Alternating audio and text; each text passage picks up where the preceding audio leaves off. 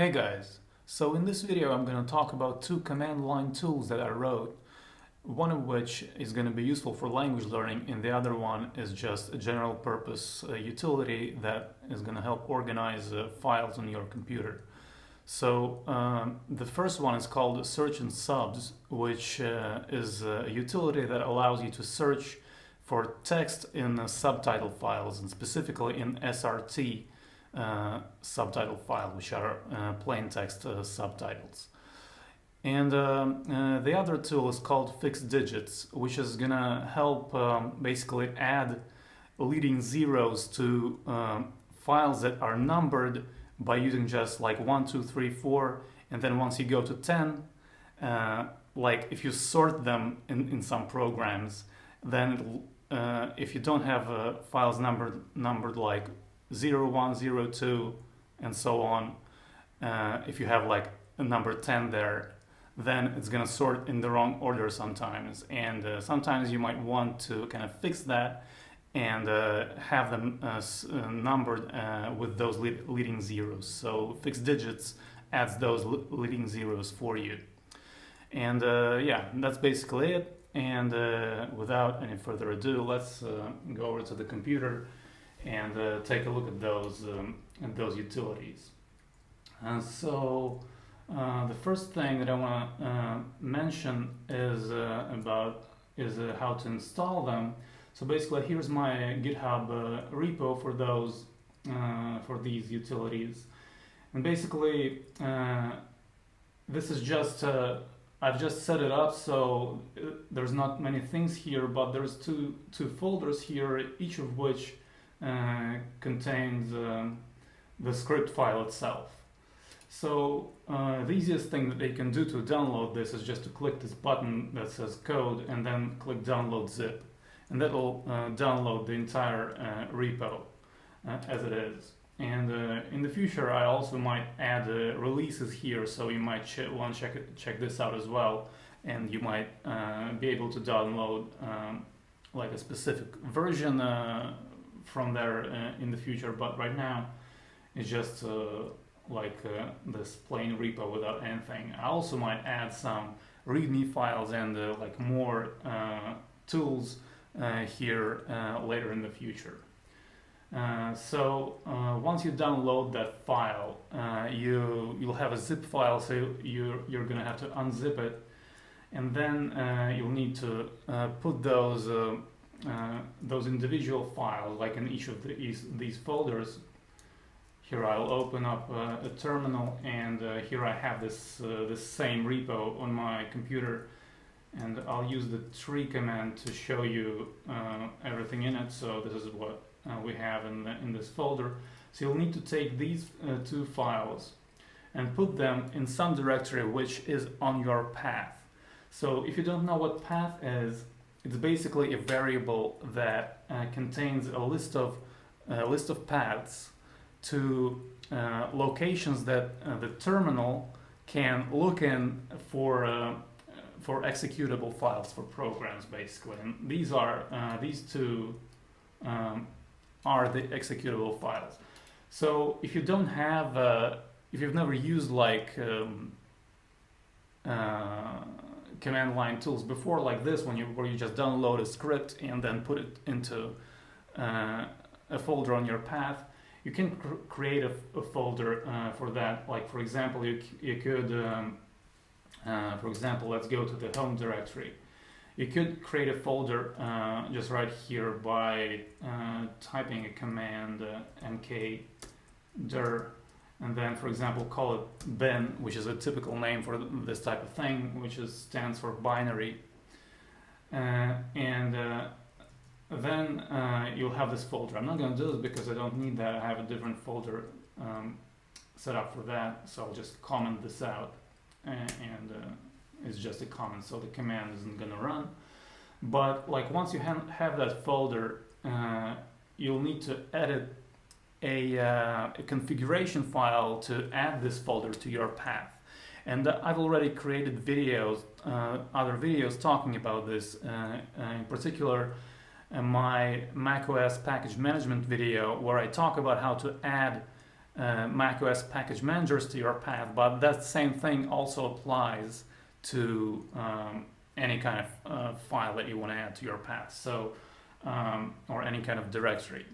So I'll leave a link to that video in the description, and it's also very easy to Google and to figure out how it works. And I also might add a link to like someone else's tutorial because many people already made tutorials about how to do this. So this is a pretty basic thing, and yeah, you'll find all the links that you need to do this in the description. Okay, so now let's actually jump right in and start talking about these two command line tools. So the first one is search and subs, which is like immediately relevant to language learning, and I'm gonna use the same free videos folder that I already use in my other tutorials, so you might have seen this already. So I have these files which are just basically free videos that are available on Wikipedia, and I just downloaded them to use it as examples. So you can see that I have here a bunch of SRT subtitles in various languages, in German, English, and Swedish, and we are just going to use those to test search and subs. So the first thing that we're going to do is to take a look at help for search and subs. This is how the name of the utility is spelled. You can also use autocomplete, like I've typed a few letters and then I hit tab and then it autocompletes. So once it is on your path, the terminal will be able to do this. Oh, actually, I just realized I forgot to mention something. So in order to use these utilities, you'll also need to install one additional thing. And so basically I'm going to be talking today about Mac mostly. And if you are on Windows, then you'll need to be able to run Bash on Windows. And I don't know how to do that personally because I'm on a Mac and I haven't used Windows for many years at this point. And it'll also, like everything I'm going to explain in this video, will also work on Linux. So you shouldn't have any problems with that. But for Windows, I recommend trying to Google how to use Bash on Windows, and I'm pretty sure you'll be able to find a way. And so that's that. And for Mac, you'll need to also install GNU Core Utils to be able to use these command line tools. So GNU Core Utils is basically a collection of basic utilities, basic command line utilities that are like this collection of utilities has like different implementations, and the two ones that are kind of relevant to what we're talking about right now are BSD Core Utils, which are installed on a Mac, and there are also GNU Core Utils, which are probably going to be installed on your Linux distribution. So you don't need to install anything in addition to that if you are on Linux already. But if you have only BSD Core Utils, then you'll need to install GNU Core Utils to use these tools. So on a Mac, to install those, you can use package managers that I talked about in my macOS package management video. So if you never used package managers on a Mac, so the two package managers that are most popular are MacPorts and Homebrew. So if these two, if the names of these two programs are unfamiliar to you, then just go ahead and take a look at my macOS package management video, where I explain how to install them and how to use them. So Core Utils, to install them, they are available on both MacPorts and Homebrew. So Here's info for the Mac ports, for core utils and Mac ports, and the same thing on Homebrew.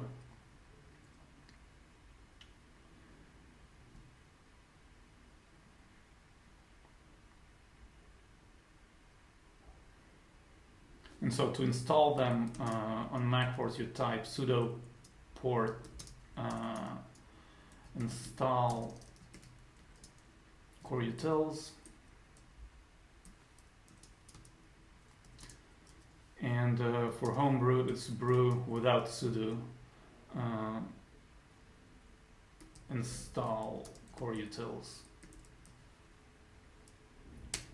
So just run one of these commands and you'll be good. So you need to install core utils to use these command line tools. So now let's jump right into actually talking about them. So let's start with search and subs. Once you have your directory where you put search and subs and fixed digits into, once you have the directory on your path, you'll be able to use autocomplete, so you can just type a few initial letters and then hit tab, and it'll autocomplete the name for you, so that you don't have to type the entire thing. And let's take a look at the help. So if you type --help or just -h, you'll get the help for the command printed out. It goes a bit slow right now because I'm running OBS, and yeah, my computer is not the fastest, but basically here's the help. And you can also, alternatively, if you want to, if you don't want it to like take up your entire terminal screen, you can use less, which is comes pre-installed on a Mac or and Linux.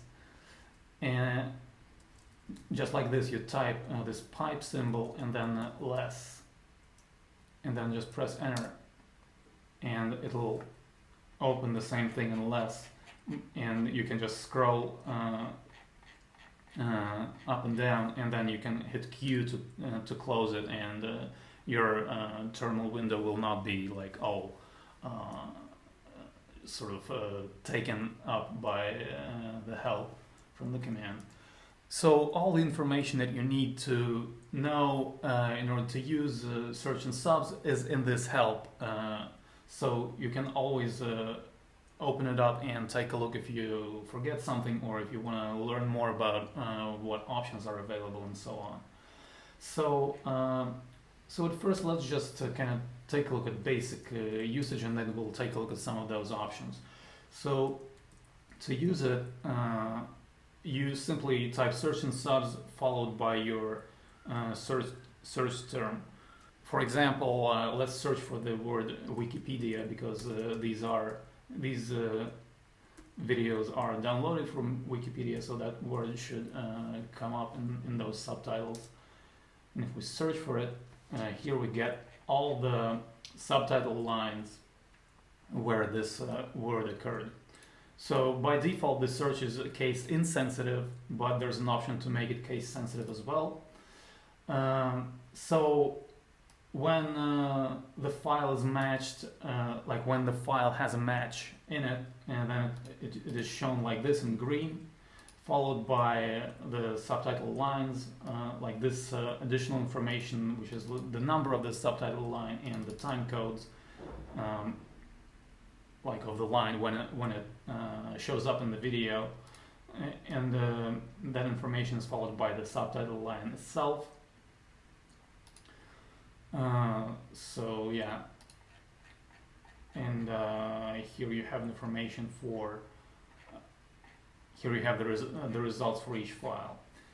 So if we take a look at the help again, here we can find some more options that can change the way the search works, basically. Let's first take a look at these two, verbose and inverse. So let's see, let's clear the screen first. So this was our search. You can put the options either before the search terms or after, so that doesn't matter. Let's first try verbose. So verbose will also, in addition to printing the matches, the matched lines, it will also print the names of the files that didn't have matches. So that's what verbose does. In the verse, in addition, so like I said, you can also just add the option here to the end. In verse, shows you only the names of the files that did not have matches. So that's what this does.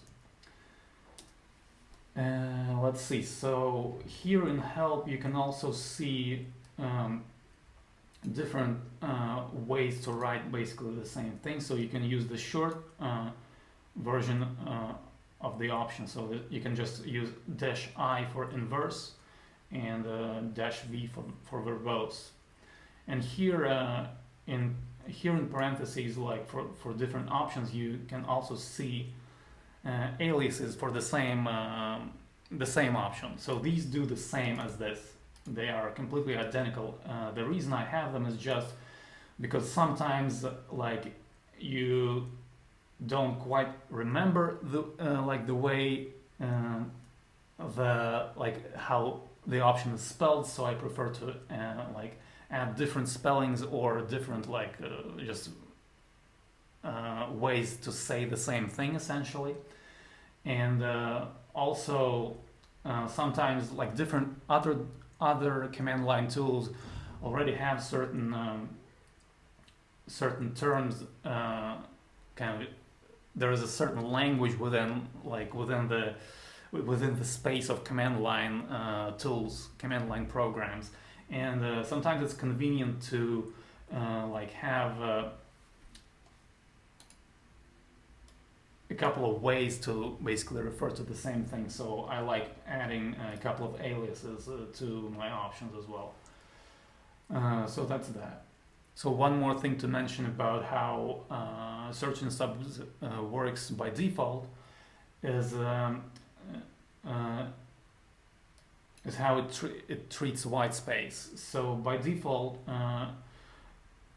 it doesn't matter how many spaces you put either in your search term, or it doesn't matter either how many spaces the subtitle line in the subtitle file has. So basically, if there's like 3 spaces or 1 space, it'll treat them the same. And also the new line character is also treated as it's also a white space character. So it also doesn't matter if the line has a break at this point. So you can search for example, let's take a look at what we've already done. So for example, let's search for this fragment. So this has a line break, and on command line, if you're gonna have spaces in your search term, you'll need to use quotes, because otherwise we'll think that those are 2 separate arguments, and it's gonna work differently. So let's just search for this, and here it is. So it has line break, but in my search term I had a space, so it doesn't matter by default.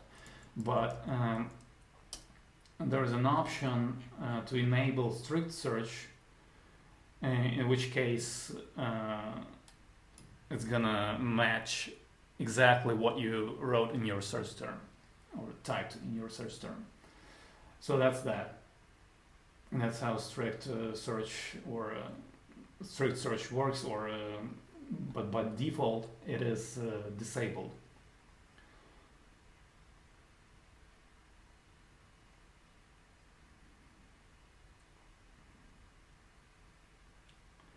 So another thing that you can do is you can have statistics for your search. So let's take a look at how that works. So let's search for Wikipedia again, and if we just type data-stats, we'll get the stats at the end of our search. So I'm gonna shrink the text a little bit so that it fits. So here are the stats. So the gray file names are the ones that didn't have matches, the same as over here. Like when we did verbose and inverse, so we had those the file names that did not have matches, we had them in gray. So in stats it's the same thing. And the ones that do have matches are in green. And here we have, so basically it says matched, total, unmatched, and then matched percentage. So these matched, total, and unmatched, they refer to subtitle lines. So the utility works with with lines, with subtitle lines specifically. So this also means that you cannot search for if, for example, let me see. So I'm gonna open up one of the subtitle files. I'm gonna use Vim for this. So I'm gonna go ahead and open up one of those subtitle files, and so if we just take a look here, for example, this sentence is spread over two separate subtitle lines, and right now the way that search in subs is implemented right now, you cannot search across the subtitle line. So you cannot search for like tool and, for example. That's not gonna work. But yeah, that might change in the future, but at the moment that's how it works. So the point was that like here in stats is also everything is expressed in terms of subtitle lines, which are in SRT files. They are these things like 1, 2, and so on. So let's see what else can we say about statistics. So it says here that it had one out of 85 subtitle lines in that file had a match.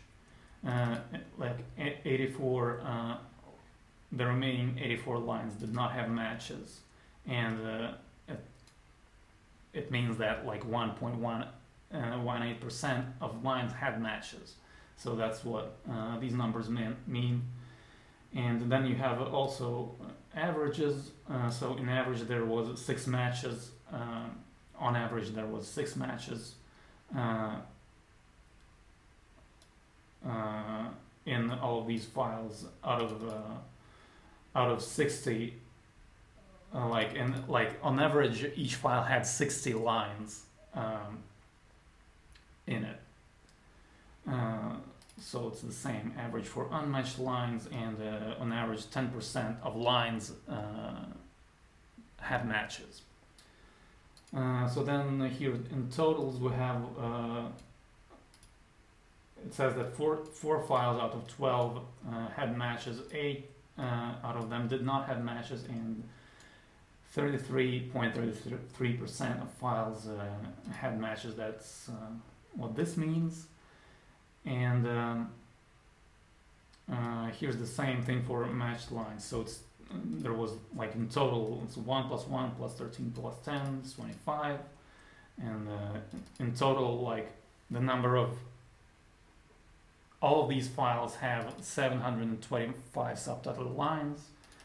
700 of those did not have matches, and 3.45% of lines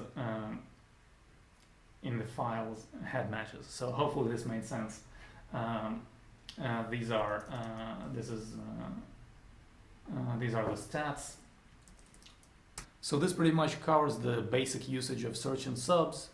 And the main use case for this, as the reason I wrote this tool, is because sometimes I remember that in one of the videos that I watched, someone said something, and I want to find when they said it, and in which video, and when exactly in the video they said it. So that's the main use case that and the reason why that I wrote this tool. And we've covered pretty much most of the main things that you need to know. I guess I also didn't quite mention that, but it should be like pretty obvious from what I've been doing. So basically, right now I'm in this free videos directory, and it has those subtitle files in it. So by default, it's gonna search in the directory that you're currently in your terminal. But there's also options to change that. You can use this search items option to specify either files or directories to search in. So you can do that as well. And you can also exclude certain files if you and or directories if you don't want them to be searched.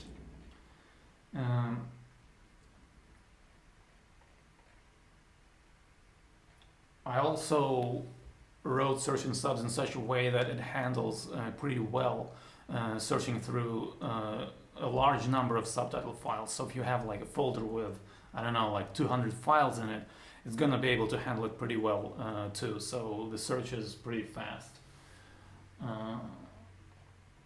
I just remembered it because that was one of the issues that I was trying to resolve while I was writing it. So that's gonna work fine. I guess the rest of the options are something that you can probably read about in this help on your own. It's not too complicated. Like there's some things, I don't know, like you can disable colorization, for example, if you don't want colors to appear.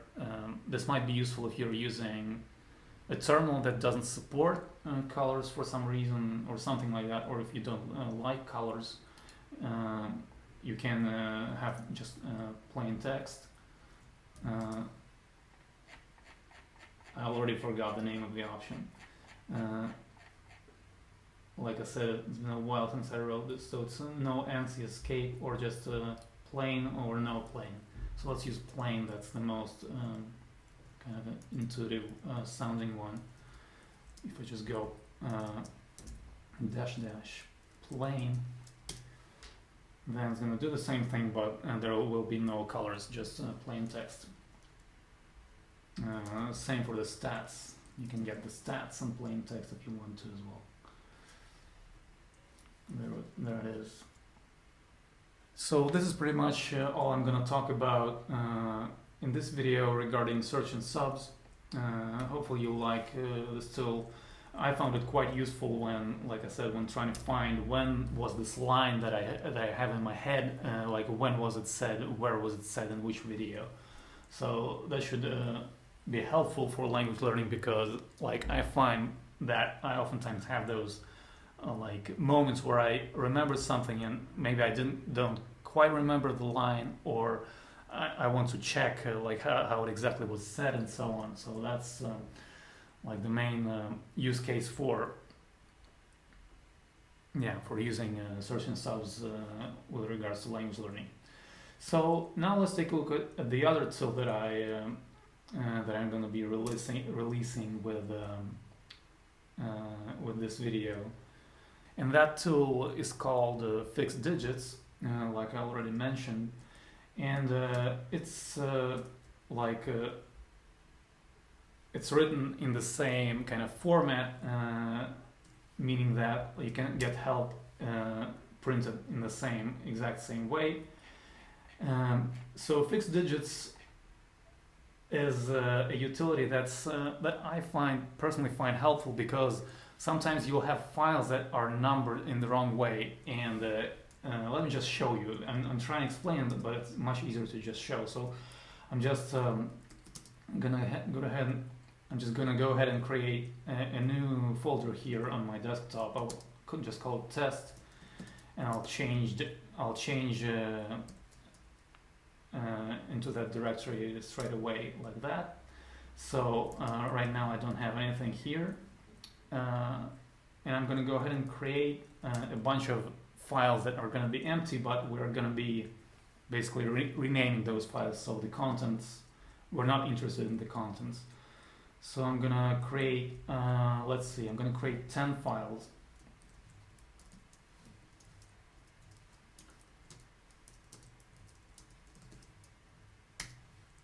like this.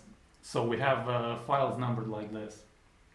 And here you can already see that it goes 1, 10, 2, 3, 4, 5, 6, 7, 8, 9.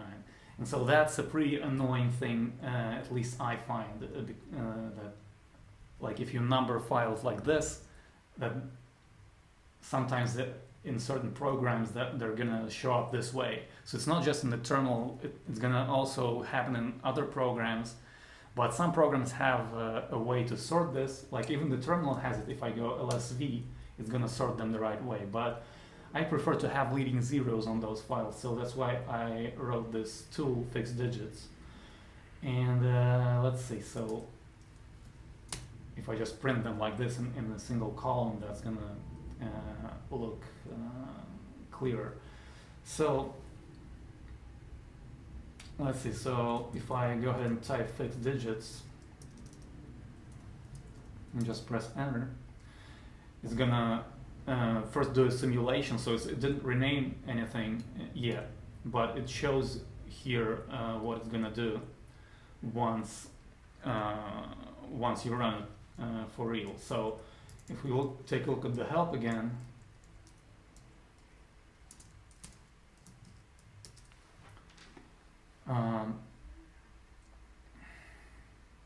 here are the options for so our rename or run is gonna rename the file, but this one is the default simulate. And basically the reason that, in case you're not very familiar with command line tools, maybe you haven't used command line programs a lot, it's often the case that you have like two options. One enables something, the other one disables something, and one of them is the default. And one of them is the default one. And so if you wanted to, you could create an alias and set one of those options, like you can change the default basically if you wanted to. So for example, here I have my bash rc file where I have alias for ls command set up. So I have this the colors enabled by default, and also a different formatting for time. So whenever I run ls, it actually runs this, and it sets a different default. So if you created an alias like fixed digits equals close fixed digits dash r, then it would run, then it would rename them by default. And if you do it like this in the terminal, that's gonna work only for this session. So once you close the window, this alias is gonna go away. But if you but if you add it to your bash rc file, then it's gonna work for each session, because on a Mac it's actually bash profile. I go into like explaining this thing about bash profile, bash rc file in my macOS package management video, so check that out if you don't understand what I'm talking about, or if it's confusing why I'm on a Mac but I'm talking about bash rc instead. But anyway, you can just add these options, add these aliases here, and this file will be read each time you open the terminal. So the alias will be set for every session that you run.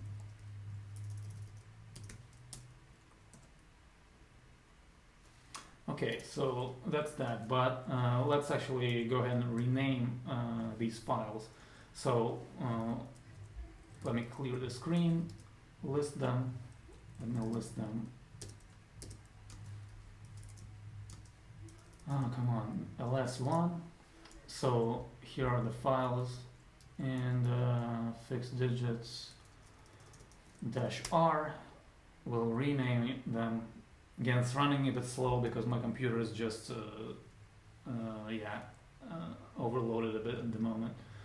But yeah, so now if we take a look, we have those leading zeros added, and the files sort properly by themselves because the zeros are in place. So let's delete those files, and now let's create like 100 of them instead. So here we have 100 files sorted like in this messy way that, like I said, I especially dislike. You could use LSV to sort them in this kind of natural order. It's sometimes called in some programs, but I could also just rename them. Like again, if you simulate, man, it's running really slow. So here we go. Here you can see clearly what is going to be added, and if I run that, here it says renaming, and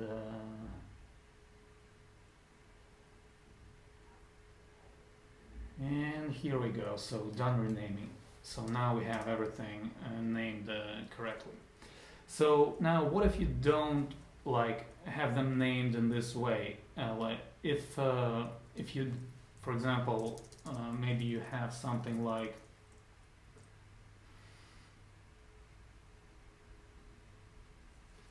so let's delete these files again. Delete everything, and let's create I'm gonna use quotes here, it looks a bit clearer. So let's use a different pattern.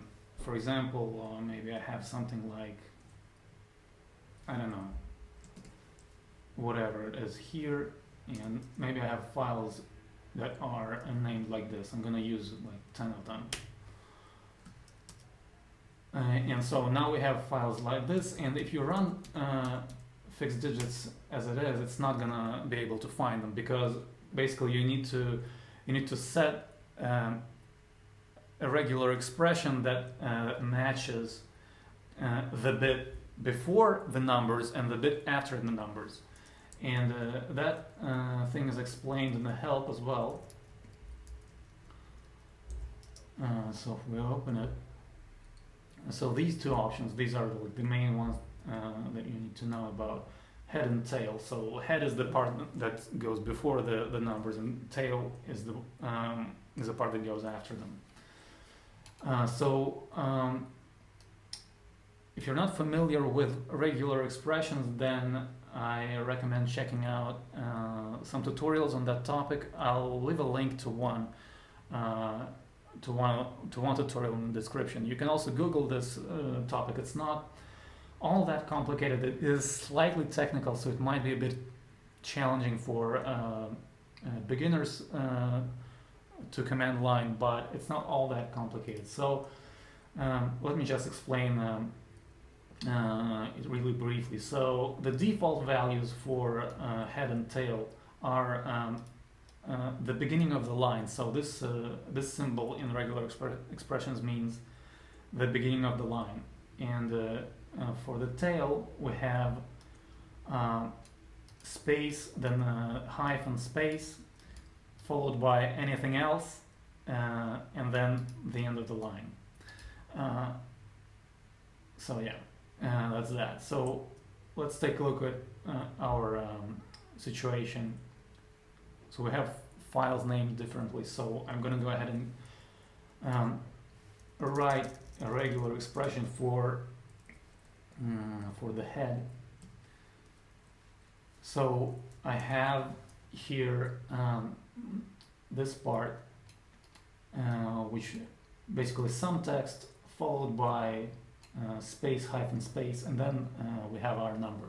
So we need to match this part. So I'm gonna say beginning of the line, then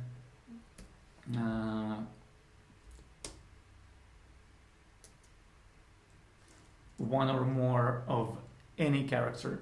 So period stands for any character. Then space, hyphen space, and then the end of the expression. In this case, we don't need to modify really the tail, but I'm gonna write it out anyway so that we have both on the screen. So we have space hyphen space, and dot plus, and then the end of the line. You don't really need to write the end of the line here. So the $sign stands for the end of the line, but yeah, that's just for for clarity. And here we go. So now it matches, it finds the numbers correctly. And if I go -R, it renames them. Here we go. So this is how fixed digits works.